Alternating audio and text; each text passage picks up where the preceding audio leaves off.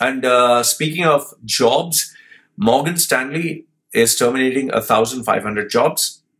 They're going to axe these jobs to cut down 2% of its workforce because of market volatility, because of trade wars, because of economic slowdown. And I told you, 2020 is going to see a lot of market corrections. You have, following this, you have Saudi GCC news. The big hoo-ha-ha that happened with the Saudi MBS going and marketing Aramco as a $2 trillion company and he wanting to bring in foreign investments. Well, not only his master plan proved to be a big flop, he was expecting, I think, 100 billion when they floated the shares. They only managed to get 25.6 billion. But the part that came in the news is, see, just to give you an idea, when Chinese internet giant Alibaba managed to raise 25 billion, okay, they paid 300 million as commission, as charges to its underwriters, okay, commission or whatever. So Saudi Aramco 25 million, Alibaba 25 million. Alibaba paid 300 million, Saudi Aramco paid only 64 million. So you can imagine Saudi paying so much more less than what the international counterpart paid. So this just goes to show you that people have realized in the Middle East, they hype, they make larger than life stories, larger than life claims. There is no transparency, and this is why this is why people are now very cautious when they're investing in the Middle East. You also have a lot of tensions that are growing between in UAE, because once upon a time UAE was positioned as a business hub of the world. Now Doha has started to ramp up its efforts to start marketing its economy as the alternate to Dubai.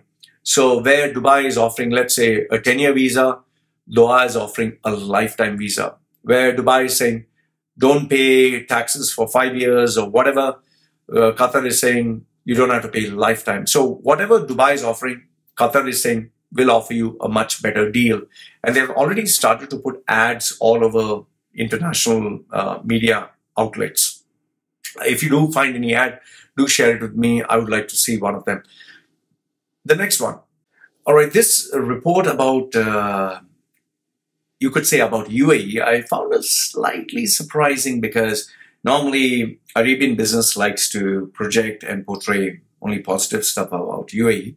So I found this a little bit, strange. You have this guy whose name is Mohammed Jassim Khalid Al-Marzouk.